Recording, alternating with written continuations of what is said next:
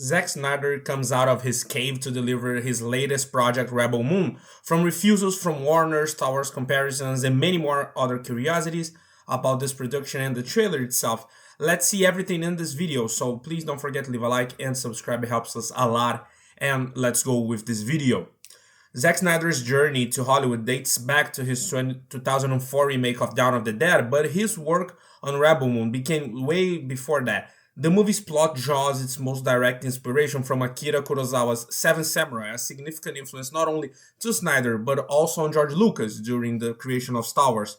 Snyder revealed that he pitched Rebel Moon to Warner multiple times. At one point, it was even conceived as a potential TV series. Despite his other cinematic endeavors, Snyder consistently kept this project on his creative back burner. Interestingly, Warner Brothers wasn't the sole studio to decline Snyder's proposals from Rebel Moon. There was a brief encounter with Kathleen Kennedy of Lucasfilm to explore the possibility of integrating it into the Star Wars canon. Deborah Snyder, Zack's producing partner, mentioned that Industrial Light and Magic ILM presented some concept art during discussions. However, these talks never progressed to the stage of script development, remaining in the early pitching and discussing phases. Snyder appears unperturbed by the inevitable comparisons to Star Wars given its status as the quintessential sci-fi franchise. He acknowledges that making a sci-fi film today invites such comparisons, even though Rebel Moon draws inspiration from a diverse range of sci-fi and fantasy sources, extending well beyond Star Wars galaxy. Curiously, the genesis of Rebel Moon shares some commonalities with Star Wars itself. George Lucas initially aimed to adapt Flash Gordon, but faced IP rights challenges. Consequently, he crafted an entirely new narrative drawing from his favorite influences, including Kurosawa's works, Frank Herbert's Dune, and many more. While Snyder incorporates some of these influences into Rebel Moon, he also weaves in elements of Excalibur, heavy metal, Blade Runner, and anime inspirations. Thus, while comparisons to Star Wars are inevitable, Rebel Moon stands a unique creation rather than a mere replication. Netflix appears to have grand plans to expand Rebel Moon into its own shared universe. Such aspirations would have been difficult to achieve within the constraints of the existing Star Wars storyline. Notably, the trailer for Rebel Moon diverges significantly from the tone of Star Wars films by Disney, suggesting that the movie may eventually escape direct comparisons to the iconic franchise. This upcoming sci-fi venture has been in development for an extended period, blending elements reminiscent of both Star Wars and Dune. The narrative follows a band of rebels defending their lunar home from a totalitarian empire's oppressive rule. The project is nothing short of epic and has been divided into two movies, Rebel Moon Part 1, A Child of Fire, set to debut in December 2023, and Rebel Moon Part 2, The Scargiver, slated to release on April 2024, boosting a substantial $166 million budget. As reported by Vanity Fair, the visuals showcased in the impressive 4-minute trailer promised a cinematic experience that will leave audiences starstruck. And you guys, of course, might be thinking, what is this movie about? In Rebel Moon Part 1, at least A Child of Fire, the fate of a distant galaxy hangs in the balance, and the responsibility falls upon a young woman named Korra to assemble a team of warriors from neighboring planets to defeat against an impending attack. The film promises to deliver a rich and expansive sci-fi epic akin to the grandeur of Dune or Star Wars. Interestingly, the parallels to the later franchise are intentional, as director Zack Snyder, having moved on from the DC universe, has found a new creative realm on Netflix. Snyder's collaboration with Netflix has already seen success with the zombie horror film Army of the Dead and its prequel Army of Thieves. Now he's venturing further into blockbuster scale scene science fiction with Rebel Moon, a project he's been nurturing for years. With the release date set for 2023, there's palpable excitement surrounding this upcoming Zack Snyder sci-fi venture.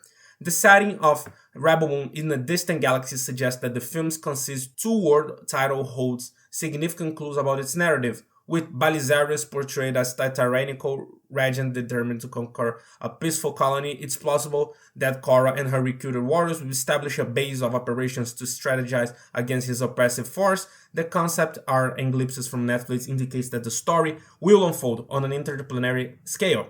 The world inhabited by Korra and her allies may represent the galaxy's last bastion against Balisarius' relentless conquest, making the stakes monumental. Snyder himself describes the initial premise as invaders arriving in a village, intending to use its inhabitants as a food source while they continue their galaxy campaign, leaving the villagers stunned by the brutality of unaware and unaware of the extent to which the Mother World is willing to go.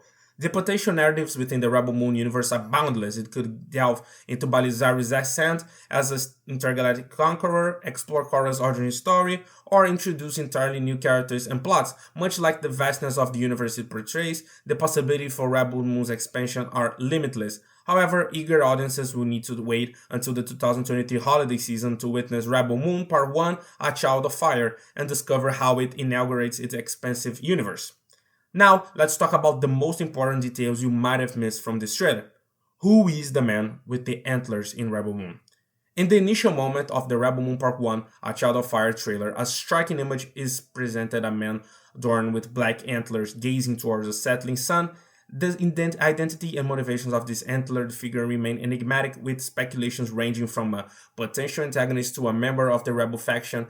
An action figure crafted by Iron Studios features a limited edition statue of this character, naming him Jimmy. However, this information remains scant.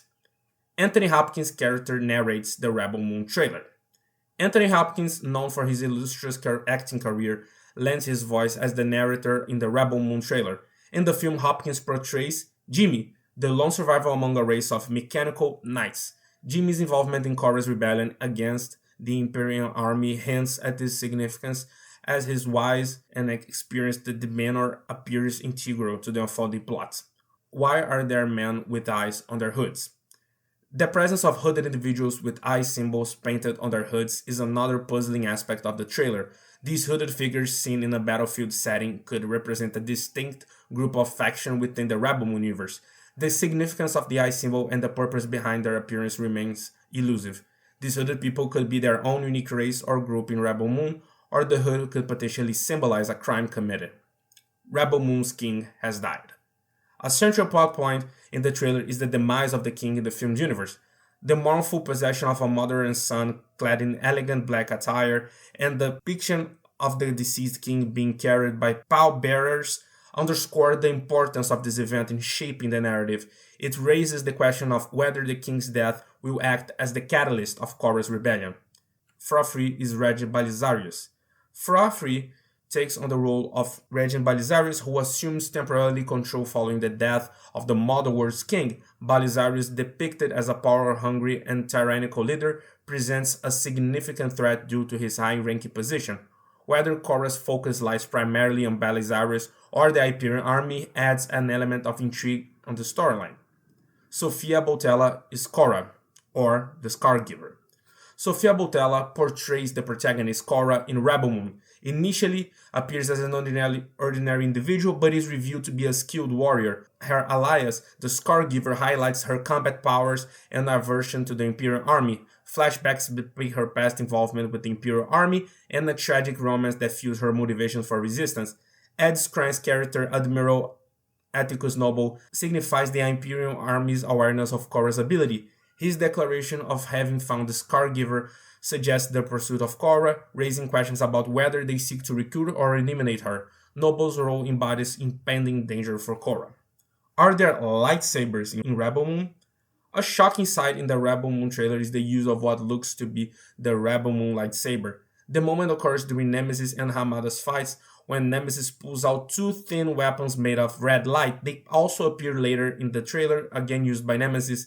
While it's no secret that Rebel Moon is Zack Snyder's Star Wars movie, it seems unlikely that Snyder would copy something as iconic as the lightsaber.